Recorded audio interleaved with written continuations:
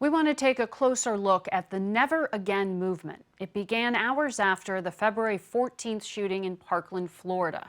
We are not here for breadcrumbs, we are here for real change. We are here to lead.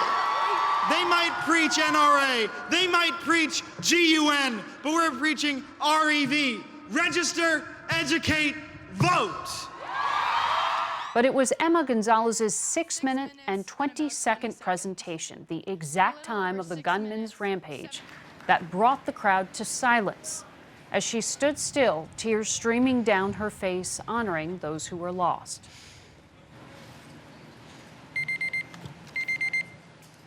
Since the time that I came out here, it has been 6 minutes and 20 seconds. The shooter has ceased shooting and will soon abandon his rifle, blend in with the students as they escape, and walk free for an hour before arrest. Fight for your lives before it's someone else's job. Today, we welcome 5 of those student activists: Jaclyn Corin, Ryan Deitsch, Delaney Tarr, plus Cameron Kasky and Emma Gonzalez. Emma, what was that like watching yourself on tape there? That was kind of weird. I mean, in the moment, it felt so good to finally say it, because of course it's really stressful the whole day. You're waiting and waiting and waiting, and I was the last one, so it had just been building up, and it felt so good to finally say it. Cameron, what is the overarching policy goal here? I mean, what are you asking for here in Washington? Well, here in Washington, we are demanding an assault weapons ban. We are demanding the prohibition of sales of high-capacity magazines, and we are demanding universal background checks, which is something you'll see from the polls. Pretty much the entire country is behind, and yet we've seen nothing of it. Well, you did have a statement from the White House yesterday where the president said he appreciated you all celebrating your First Amendment right, and pointed that his administration banned bump stocks. They enacted the Stop School Violence Act, which authorized grants to increase school safety, and some actions to improve background check records. Do all of you consider that progress? You know, the Stop School Violence Act doesn't even mention the word gun once.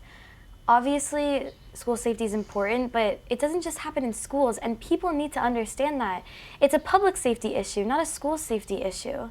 So we need to fight the problem from the core, which is guns. You'll notice in all these shootings, not just the ones in schools, in movie theaters, airports, churches, nightclubs, there's no specific mental health issue that you can tie to every single one. The only thing you could tie to every single one is weapons that belong in the hands of soldiers, in the hands of citizens who are untrained. Do you think that the more than 200,000 people who came out yesterday agree with all of the points that you have been asking for here? Well, Delaney. We got some news.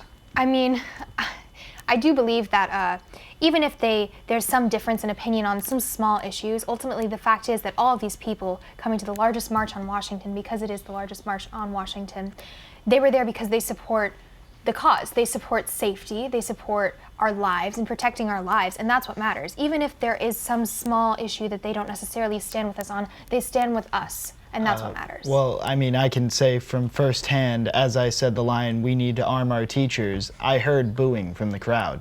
I heard they were clearly not behind a message like that, and when I turned it around to say that they need to be armed with pens, pencils, paper, and the money they need to support themselves, you could see the crowd regain support, so there were... You confused people a little bit on that. I did confuse a lot of people, but the crowd was very like-minded because they all were on the same page that they just didn't want to see all these innocent children die. Now, you all are not just rallying here in Washington, you've also been pushing in your home state of Florida.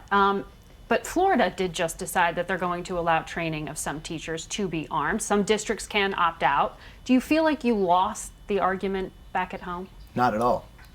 As a matter of fact, in Florida, they passed a bill that raised the age to 21, added a 3-day waiting period. These are very small steps in the right direction. But I think you'll notice if all teachers are required to be armed, or at least several teachers per building, many teachers will quit. We have every single teacher from my school that I've spoken to said that if there was an armed teacher in their building, trained or not, they would be out of there. Arming teachers only puts kids more in danger, and it puts the teachers in more danger.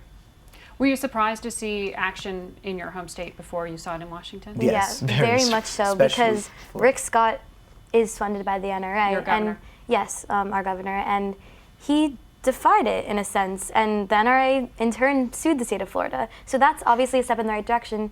He's running for senator, so that might have been a reason why he did it, to get the popular vote, but it's still a step. You're cynical. You're political gaming here, huh? I mean, You're student class president, is that right? Yeah. When you're looking at this kind of political activism right now, are you inspired that you want to actually become politically involved after 100%. you graduate? 100%, yeah. You want to run for office yourself someday? Maybe so. I mean, I wasn't really politically involved before this, but I've learned so much in a matter of a month and a half that it's intrigued me. Poli-sci, yeah.